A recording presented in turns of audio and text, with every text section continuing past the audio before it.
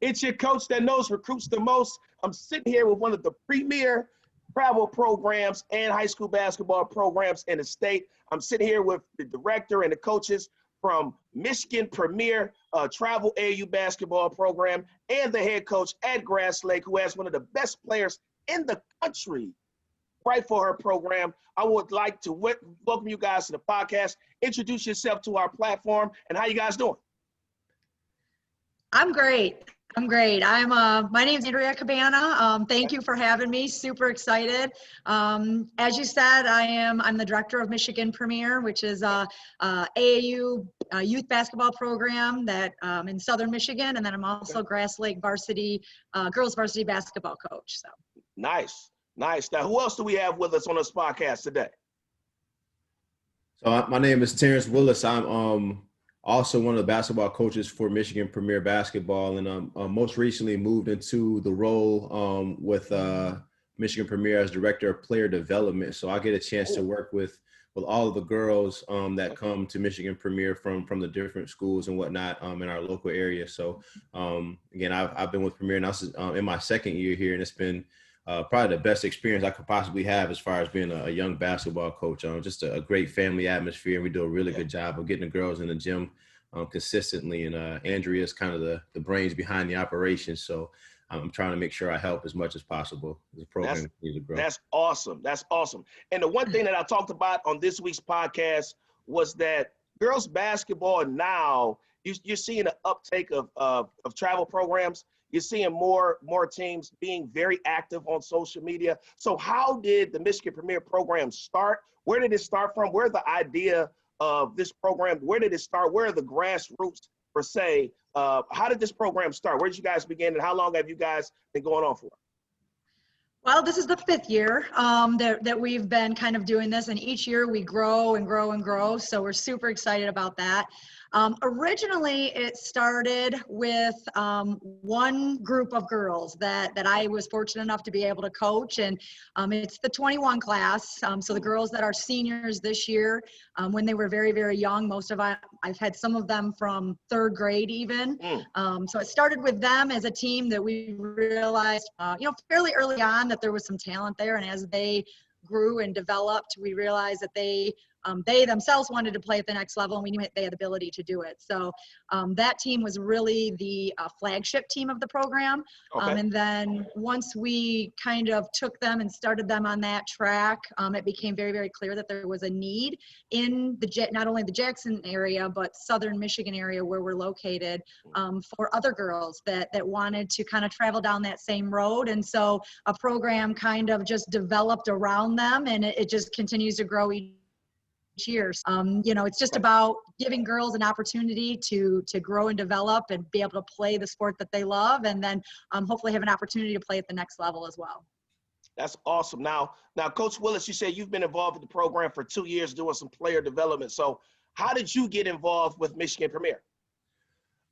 Directly through Andrea. So I was actually I coached played basketball, obviously high school basketball at Lumen Christi, then went to Jackson Community College, where I played for Steve Fenimore and my father, John Willis, who's been coaching for a long time. And so while I was in college, I had an opportunity to coach on some AAU boys programs and whatnot. Okay. From there, just running into different people, an opportunity presented itself to coach one of the varsity girls teams in Andrea's conference. And the joke behind me and Andrea linking up is that the school that I coached at, we didn't have a very good girls basketball team, but we played hard. So my objective was, when we played her team, which was one of the top teams in the state, was to make sure that when Andrea left the building, that she was cursing all those girls out. We knew we weren't going to win against a team, with the caliber of players. So you have Lexi, Avery, Gabby, girls of that caliber that play at that particular school. But we wanted to play hard. So I got into girls basketball because a need, a development. I told Andrew this over and over again. Since I've started coaching girls basketball, I'll never go back to coaching boys. Don't mind training them, but it's a whole different world over here coaching girls basketball. No, that's very understandable. I tell people all the time, and even me myself, because I'm a boys basketball coach, let's be honest. Even as a boys basketball coach, I haven't paid much attention to girls basketball over the years. But being a college coach and you start, you seeing these programs and you're starting to see these girls over here doing some things, and you go like, I'm coaching you too, and I go down to Indy and I'm at a tournament and it's 300 teams, and I'm like, it's at least 20 teams from Michigan, and I'm like, this is different. This wasn't like it was 5 years ago. So in the 5 years you guys have had your program, how have you seen travel ball here in Michigan progressed in the last 5 years? Because it wasn't like this 5 years ago. I know it wasn't, right? I mean, I'm just going to be honest. It wasn't like this because I would not be talking about girls basketball if it was. So I want you to talk about the progression that girls travel basketball has had in the last 5 years. It has definitely progressed and gotten bigger and stronger across the state. Even 5 years before that. So we can talk about a decade's worth of basketball where 10 years ago, there was very little, a few programs here or there, but in the last 5 years, it has just been on, without doubt, an upward incline. There are multiple programs within the state that produce high level basketball players, very competitive basketball players. So, as a result, our high school programs, our high school school programs, have gotten stronger. In the Jackson area, we've had numerous teams, make it well into regionals or through districts, regionals, and, even all the way to Breslin. So, and then the programs themselves are producing girls that are playing at every level. So there's a huge opportunity here in Michigan. I think that they've really put themselves on the map, or the girls in the state have really put themselves on that recruiting map in the last 5 years.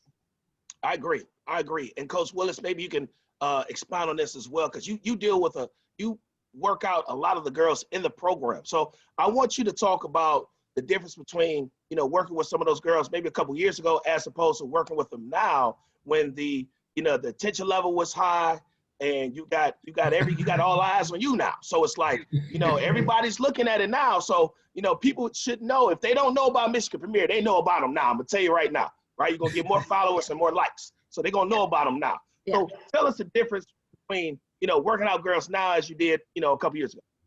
Well, the big thing is just understanding what we're trying to do as a program. So one of the reasons why, and so you have a kind of idea of how involved I'm trying to be with the Premier, how much I believe in what Andrea and the coaches prior to me have done with Premier. I stepped down from coaching girls varsity basketball just to work specifically with the girls in our program, because the premise of girls basketball is the girls that are most fundamentally, obviously, the most athletic teams tend to be, a little bit better, but the girls that are most fundamentally sound, can pass, dribble, shoot, and do something else, when they don't have the basketball, those teams tend to be the best. For me, the attention obviously varies depending on, the group that you have and the type of kids you have. So what I try to do is come in, see what group, that we can work with that has, the drive to be good, drive to be great. And then we look at where they are fundamentally and see where we can develop their games a little bit further. So one of the players, two of the players in the last year or last 6 months really with COVID that I had opportunity to work with personally is actually Andrea's daughter, Avery, Lexi a little bit, and then Shay Tripp. And we just look at, what they want to do to expand their games a little bit. And we say, okay, right now you can do this very well. So I don't need to come in and show you how to, Avery shoots the mid-range jumper well. Shay Tripp has great footwork. I don't need to come in and re-show you footwork or re-show you how to shoot the mid-range jumper. But there's other things we can work on with your game that might take you to the next level or allow you to be a little bit more difficult to guard and more of a threat on the court. So like Avery, we worked a little bit with her in her change of pace. So we'll hope to see that someone on the court this year as Grass Lake hopefully competes for a championship. Shay's working to shoot the outside jumper a little bit more comfortably. So Andrea will like and not like that a little bit as they'll run into her a couple times this year. But that's kind of my roles. I come in and I find out, okay, where are these players' skill sets right now, what they need to work on individually, and then depending on which team, what type of team they're playing for, how can I develop their skill set to, be appropriate for whatever they're trying to do as far as their game is concerned. Okay, so let me get this right. So instead of coaching high school basketball, you say, you know what? I'm not coaching no more. I'm going to be a skill development person for this particular program. Now, you do have another job, right? This is not your only job. Yeah, no, I got a day job for sure. Okay, I work in IT. I just had to clear the air because I was like, look, if you hiring trainers, I know a shooting coach going to quit today and drive up to Jackson, wherever Grass Lake is, and you can hire me too. We can do the same thing. So, okay, you got another job. Okay. Right, Yeah, no, I got to make sure. got a day job, man. I'm like, hold on, live in the gym. I hope he got another job. Or okay, all right, okay. No, I have a day job. This is what he loves to do. Hey, that's what we all love to do. I wish I could live in the gym all day, but I can't. I'm recording this at my job. Hopefully they don't hear me. I got the door closed. Look, you might hear a school bell, and they might be changing classes during the podcast. So I mean, hey, Right. you gotta do what you gotta do. Right. So Right. as we talk about, and you mentioned Grass Lake, and Andrea, you're also the head coach at Grass Lake, and that's a different dynamic. Because there used to be a stigma between travel basketball and high school basketball. And I didn't really understand travel basketball until I started coaching travel. And I like to say travel instead of AAU. It's not AAU. Sure. It's travel basketball. It's like it's travel softball. It's travel basketball. Stop saying AAU. You're not competing in any AAU events, right? I like to say travel basketball. But, we're going to say AAU. But when I started coaching, I didn't realize the importance of it until I got in it. But as a high school coach, I'm like, those guys, they roll the balls out and they're just playing during the spring. So I want you to talk about you being able to, how does it help you as a high school coach that you also coach travel basketball as well? I want you to talk about that dynamic. Right. So I think that, in years past, there has been a little bit of a stigma because it was so different maybe. I think as we move forward, it's less and less and less. I think that you're starting to see a lot of varsity high school coaches and then travel coaches that really work together. And sometimes they're filling both positions like myself. As they should, it's basketball. Absolutely. Absolutely. And so, obviously, we all have the same goal. We're trying to support and help that child or that player develop and reach their personal goals, whatever they might be. And then in the process, trying to win as a team as well. And so, the more that we can work together on both sides of that coin, the more successful everyone, including the player, is going to be. So I think that dynamic, they're really starting to work together. And, and without doubt, I mean, the kids that are playing travel basketball, playing more basketball, working personally develop as a player, getting better as a player as they come back to the varsity teams. It's only making that varsity team better. It is. And you see that represented. No, I'm sorry. Sorry to cut you off. But to piggyback on that, as I'm doing my research with the girls basketball, because like I said, I'm on the boys side.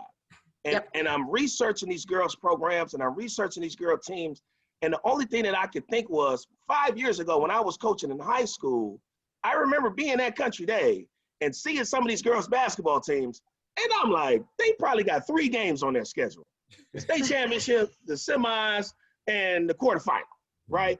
Everybody else was just like, what are they doing? But also the attention to travel basketball wasn't what it was now. So now you're starting to see more programs that are starting to be successful. You start to see more girls going across the country. I mean, we got seven kids ranked in the top 25. I mean, in the top 50 in ESPN. That's more than the boys. And I didn't realize that until I looked it up. I was like, oh man, they got 7 girls in the top 50. I just figured they all went to Edison. That's not the case. They're all over the state. And you have to have good travel basketball for that to happen. So Coach Willis, I want to get your intake on this. How do you approach skill development knowing that, okay, I stopped coaching high school. I'm focusing on the AAU girls. How do you approach that as far as the dynamic of you being a skill development guy for a travel program and still having to work with high school coaches and high school programs, different high school coaches and different high school programs? Well, the benefit of it is I get to focus on the girls that are particularly in our program, but also I coach within Michigan Premier. So I do training, but I coach with Premier. So, and then, quite honestly, I've got, me being one of the younger guys, coaches in the program, there are coaches who've been coaching for a long time. So I get to, you pick Andrea's brain. Greg View's a great coach who did boys basketball at one point in Michigan Center. Rick Saldana, Don Hitt. There's just a plethora of different coaches that I've been coaching basketball for a long time. So I, having, worked on, with the team, understand that if you don't have certain things, it doesn't matter what else you do. You got to be able to develop your skill set so that the team can benefit as a whole. So we kind of pick their brains a little bit and jump on the training from that perspective. The other thing, though, quite honestly, these kids in our program just love to work. I mean, as much as I love being in the gym, if you told kids we can be in the gym 7 days a week, they'll be it's there. going to be kids from 4th, 5th grade all the way up into, the seniors in high school who show up at the gym every single day. 5th or 6th grade. So you got teams all the way down to 5th or 6th grade? 4th. 4th grade. Wow. That's outstanding. Okay. All right. That's dope. That's dope. Just to have a program to have that many girls. I mean, 4th, 5th, 6th, 7th. That's a lot of girls basketball, and that can affect a lot of basketball teams. To be quite honest, it gets more girls involved with basketball, and that's the one thing that I like. I'm just a basketball person, and I do like the fact that more girls are playing basketball. So while we're here, let's talk about Grass Lake. It's hoop season. It's high school. Practice started this week. You probably got practice in a couple hours, Coach. I want you to talk about Grass Lake, your program, the girls in your program. I want you to talk about Lexus a little bit. We talked about on the podcast last week, the phenomenal player. But I want you to talk as a coach about your program and your players. All right. So Grass Lake is, I love Grass Lake. I've coached there now for several years. We are very talented. We are very talented, but it's one day, one practice, and one game at a time to get all the way. So, we've done well over the last few years, but we have not gotten the full job done. So, that's obvious. Done well? Because your done well might be different than somebody else. So I want you to explain what your level of done well. Your level of done well might be, we lost in the semifinals of the state championship. So what's your level of done well? I want you to explain that. We've done well. I guess first and foremost, we've done well because we are getting better. So that's what I look at first and foremost. Okay. Are we getting better? Are we improving? And we are. Of course. We have things to work on, and it seems like every week and every year there's that kind of evolves and we don't have things to work on, but we've done well over the last few years. We've had good records. We've had great wins. Against state-ranked teams throughout the season. We've had several very high points in the season. What we haven't done is made it out of regionals yet. Okay. So we've won a we've won a district. We win our conference. Things like that, but we have not gotten the job done. And the girls, the players that I have in Grass Lake, they have big goals, and for them, it's about the end game for sure, as it is for most high level programs, I think. Oh, I'm sure. I'm sure. Yeah. And when coaching high school, you have to have high goals, because if you don't have high goals, then why are you coaching, right? And how are you motivating athletes every single day if your goals aren't outlandish and big? They should be big. But what I try to tell people is I've seen basketball players do some phenomenal things and do some things that I've never done in my life. But what I try to tell people is this: those players, they move different, right? So if you want to win a state championship, you can do it. I've seen it happen.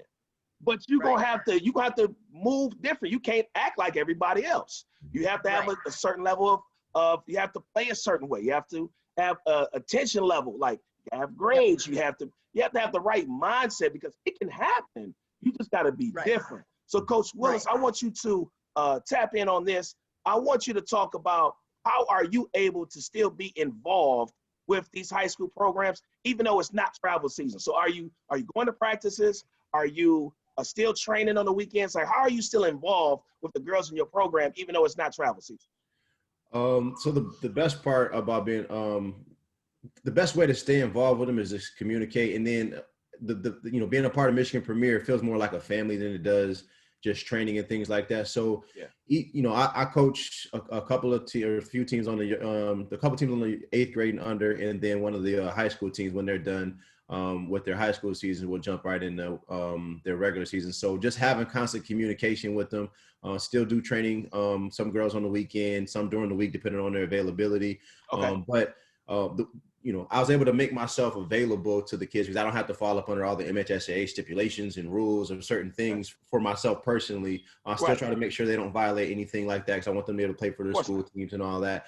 But it's nice to be able to have, Lexi or Avery or someone reach out and say, hey, I want to work on this. You got some time for me to get in the gym. And then say, hey, I'm free on Tuesday, I'm free on Saturday, or whatever day we can get in the gym and kind of work with them on their skill set a little bit. So for me, it's all about making myself available to them. We got a really talented group of kids coming up in that, the 8th and 9th grade class are super talented.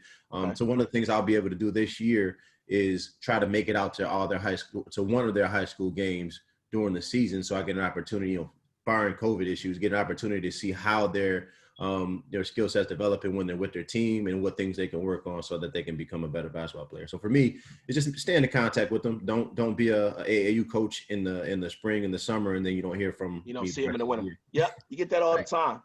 You get that all the time. And that's one thing. And I coach with the Reach Legends program. That's one thing that we try to do is throughout the year, because a lot of us still coach high school. We still try to support each other's program.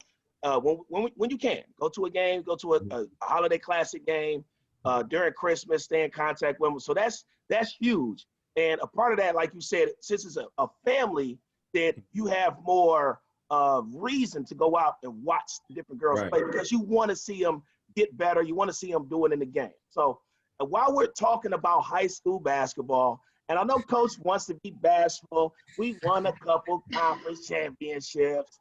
We won a couple districts, right? I know she wants to be bashful. It's cool. It's cool. I'm humble and bashful myself. But you can't do those things without high-level players, right? You can't. One of the players on your team is one of the best players in Michigan, right? And we talked about it last week. Yeah. So I want you to talk about Lexus a little bit and her progression, because where she is now, I guarantee you she was not there as a freshman. So she had to get in the lab and she had to work, right? So I want you to talk about. Quickly. Say what? I'll interject real quickly, and I don't do this very often as far as high praise with players, but I told Andrea and the girls on our team our freshman year, I came in, I had to coach boys, seeing some girls play and some girls I played before, and I'll let Andrea take over. But I told our team, and Kate Leach, who's a senior at Vandercook right now, will tell you, I said, I have never seen a freshman like Lexus Bargresser. If she figures it out, she's going to be a problem. She hadn't figured it out then. She was still kind of frail, a little timid, but she just was so fast and could shoot a little bit. And, Avery was lighting us. I think Avery gave us 30 that game. But I knew from the jump, I said, this kid is different if she figures it out. It was something different about her. There's something different about her. Yeah. Lexi's incredible. She really is. I mean, I've had Lexi her whole life. So very, life? Avery. Life? 3rd grade. Well, I mean, since second grade, third grade, I don't know. Second, third whenever grade. She started playing, I've had her. So she's Avery's. Yeah, she's one of Avery's best friends. So she's like my daughter. She really is. Okay, so and that's really your daughter. Avery's your daughter. Yes, Avery's my daughter. Yep. Lexi's my. Yeah. Okay. Yeah. And so Lexi's my other daughter, my not blood daughter for sure. Right, so yes. So she's been around a lot. So I've had the peer privilege develop over the years, and honestly the opportunity just to be a part of it has been, because she is different. She Lexi is obviously extremely athletic. I mean, she's always been athletic. She can jump out of the roof. Or out the gym. She won the state championship track as a freshman in 2 different events. Yeah, I mean, she's lightning fast. She's an athlete, yes. And then when you add the fact that her work ethic is off the chart, has been, she puts in a lot of work on top of it. Both in the gym and in the weight room, her game has just elevated. And then she's really a product of everything that we really embrace within Michigan Premier. So, within Michigan Premier, we know that the majority of the time we're never going to be the biggest, strongest, or fastest team on the floor. And so we really embrace that fundamental development. We want our kids to be fundamentally sound. They've got to be able to shoot it, pass it, handle the ball, like Terrence was saying. And then on top of that, their core IQ has to be better than anyone's, because, basically we just got to outplay people in that sense. Right. And so, and Lexi, has that you know, that natural ability, that God-given gift that she has, but then she has the work ethic, and on top of that, she's got that fundamental base on top of it. And so that has just kind of catapulted her into, you know, that high level of basketball. And yeah, she's top player in the state, and, you know, one of the players in the country right now. So she's got her choice of wherever she wants to go to school, that's for sure. But that's dope. You know, and as awesome or incredible as a basketball player she is, she's just an incredible person as well. And so that is, you know, the other side of it. She's genuine, she's sweet, you know, she's a good kid. So those are the type of things that I like to hear. I like to hear about the kids who you know, traditionally they got better. They worked at it. They got in the gym. Absolutely. They're good kids. They come from good families and good programs. They weren't just given everything. And Right. She's an example of that, because you take a place like Grass Lake, and, you know, to my knowledge, wasn't nobody talking about Grass Lake until some players got in the gym and got their skill developed. I don't know who was in the gym working with them. I might be on the Zoom call with a couple of the coaches. But they got in the gym and they got in the lab. So, Coach, I want you to talk about how you've dealt with Lexi in the last couple of years, and how you've seen her skill level go from, okay, being a pretty good player, and holy smokes, she is really good. Like, how did she go from one to the other? Is that Andrea or me? Oh, you. Oh, well, I'll go back to what Andrea said. Lexi is one of the hardest working kids. So my dad being a former coach, you get all the coach-isms being a coach's kid. You hear all you got to work hard, you got to be a good example, you got to be a leader, make sure your grades are right. You know, all the stuff that you tend to ignore. Sound like stuff I say all the time. Yeah. You're a kid in high school. You don't usually, most kids don't put it all together. Then my dad would also say, you need to, if you want to be a Division I basketball player, you need to either have Division I athleticism or Division I work ethic. Usually kids don't have both. Usually have one or the other. You know, so a kid works really hard and they develop their skill set. Coach take notice of, and they, you know, do something at a high level, or they're just freaky athletic, and, you know, they're just better than everybody else. And then you get to college level, and sometimes it's a wake up call. I think the difference for Lexi is not so much about the training that she's done, is the fact that she has both. So she has the skill set, you know, the athleticism, not God-given athleticism, and then she works. I mean, outworks everybody. I would say the work that, you know, I've only had her a few times to be able to gym, do different things, and we correct a few things here and there. And I work more with the IQ side when I'm with Lexi than the skill set, because she already has, quite honestly, a trainer I think that does a fantastic job with her. A gentleman by the name of Evan Brown, and played at Grass Lake as well. Okay. And then he played some pro basketball. So I'm not going to step in and steal his thunder. If Ev sees his broadcast, we'll do a little shout out for him. But he gonna see it. What up, Ev? Shout out to Ev. He gonna see it. But between what Andrea and her dad, who played college ball, she got brothers that are all going to end up playing ball in college. So she comes from a good, solid family, and she's the baby. So she's seen, you know, ups and downs. She's seen it all. Yeah, the babies always get it. It's always the youngest. They get it all. They get it all. No matter how good the older brother or sister is, the babies get it all. Man, you get that right on there. True statement. I've got a younger brother that benefited from that as well. I told him we went through all the hard, you know, the headaches and the heartaches and all that. And he's playing football for the Colts right now. My younger brother, Carr. But this Indianapolis coach came in and whooped the Lions a couple weeks ago. Yeah, beat up on him a little bit. But no, but that's the same things that I see with Lexi, and really a lot of the girls in our program. Lexi just happens to, you know, be the one to take it off. But the things I see in Lexi, I saw my younger brother when he was like 7th, 8th grade. Always a 4-point student. I don't think he had 1 year in high school he's ever lower than 3.8. He keeps his grades up. He's a good leader. He's not in a bunch of trouble off the court. And then this is the difference between him in high school and me in high school. He would tell his girlfriend in high school, I'm gonna go do my schoolwork, I'm going to play basketball, and then I'm going to train with my dad. Whatever time I have left, me and you can spend time together. I ain't do that. That's a whole different mindset. Man. They move different. They do. Yep. They do. They move different.